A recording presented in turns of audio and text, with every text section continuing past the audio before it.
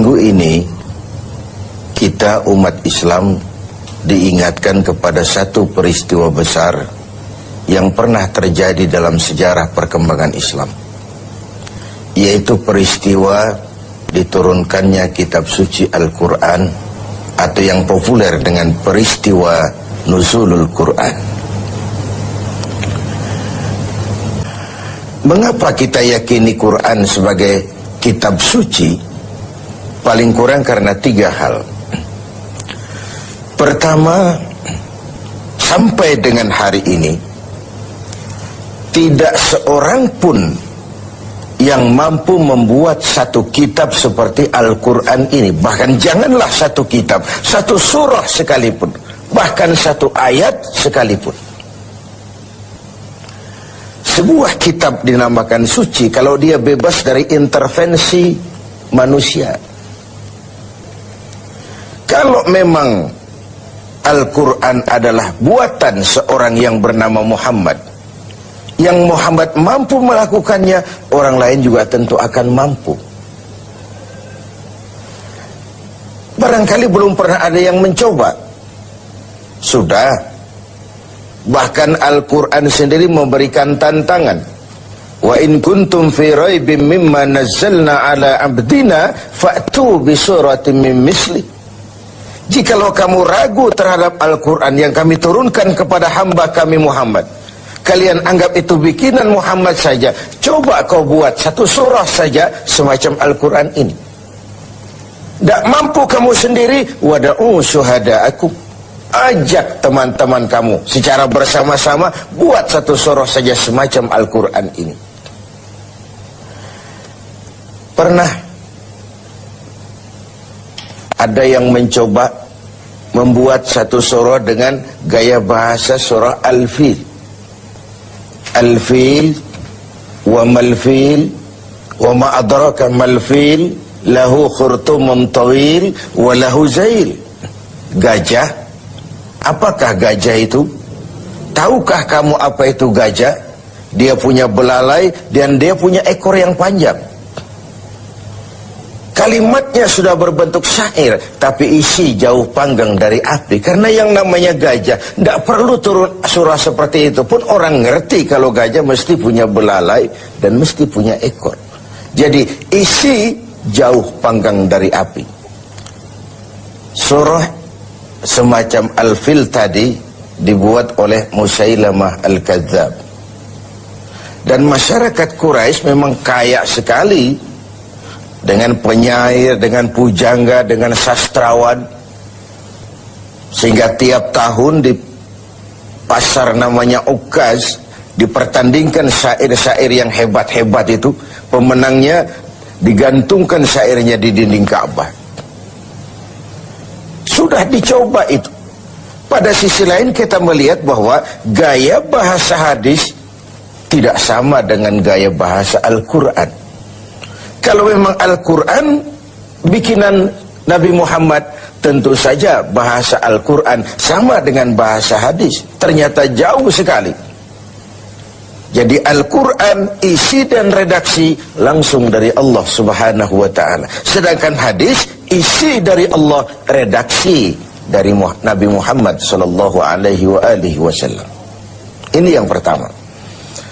Yang kedua, kita yakini Quran sebagai kitab suci karena ajarannya sesuai dengan fitrah manusia. Secara logika bisa kita terima tentu. Allah pencipta manusia. Allah tahu benar batas kemampuan maksimal yang dimiliki oleh manusia. Karena itu kitab suci yang diturunkan untuk manusia tentu sesuai dengan fitrah manusia itu sendiri. Begitulah manusia. Jikalau dia ingin baik, jikalau dia ingin mencapai sukses dunia dan akhirat nanti, dia harus menggunakan buku petunjuk yang diturunkan oleh yang bikin manusia. Perintah Al-Quran, ajarannya sesuai dengan fitrah. Apabila kemampuan melaksanakan sebuah perintah berkurang, maka tekanan perintah pun biasanya menurun. Di awal-awal turun perintah puasa, sebagian sahabat itu menyangka siang malam tidak boleh bergaul dengan istri. Mau bertanya mereka malu. Akhirnya ada juga yang nyerempet-nyerempet. Nah, satu hari selesai sholat zuhur, antara mereka kumpul, saling bertukar pengalaman. Yang satu bilang, semalam saya nggak tahan loh. Terus, ya saya nyelonong sama istri saya. Yang disuruh satu bilang, saya juga loh. Ternyata banyak. Terhadap ini kemudian turunlah penegasan Al-Quran. Uhilla lakum laylatas siyami arrafasu ila nisaikum. Dihalalkan bagi kamu pada malam berpuasa bergaul dengan istrimu. Kenapa? Ini fitrah. Ini manusiawi. Kalau siang tidak boleh, malam pun tidak boleh, sebulan penuh, apa ndak pingsan manusia itu? Inilah fitrah. Sesuai dengan fitrahnya. Semua ajaran agama, semua konsep Al-Quran sesuai dengan fitrah manusia. Suatu kitab dinamakan suci memang kalau ajarannya sesuai dengan fitrah manusia, bukan memberikan beban kepada manusia. Makin kita renungi konsep Al-Quran, makin kita renungi perintah-perintah agama, makin sampai kita kepada keyakinan bahwa itu sebenarnya apa yang diperlukan oleh manusia. Kita perlu sholat, kita perlu puasa, kita perlu zakat, sedekah, kita perlu sholat tahajud di keheningan malam, perlu. Kalau agama sudah merupakan needs, kebutuhan, keperluan dalam hidup kita, maka tidak ada lagi beban dalam melaksanakannya. Selama ini kan kita masih pada tahapan, saya wajib sholat, saya wajib sedekah, saya wajib haji. Tapi kalau sudah saya perlu, dengan merenungi kenapa kita sujud, kenapa kita bersedekah, apa manfaat yang kita peroleh dari melaksanakan ibadah haji, kita akan sampai kepada ini adalah needs. Pada saat itu pelaksanaan ajaran agama tidak lagi akan menjadi beban, tapi akan kita laksanakan dengan sepenuh hati, karena dalam kita sujud kepada Allah, disitulah tingkat keperluan hidup kita. Puasa, zakat, infak, sedekah, dan begitu seterusnya. Yang ketiga, kita yakini Quran sebagai kitab suci karena isinya tidak saling bertentangan. Bagaimana mungkin sebuah kitab suci ajarannya saling kontroversi, isinya saling simpang, saling silang?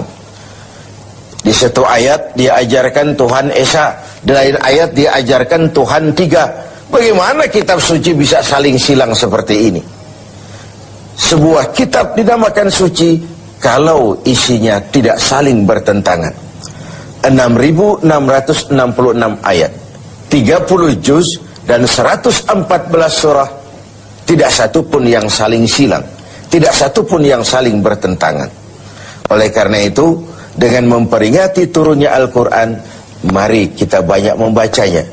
Dan membaca adalah pengantar untuk bisa mengerti dan memahami, sedangkan mengerti dan memahami adalah pengantar untuk bisa mengamalkannya dengan sebaik-baiknya.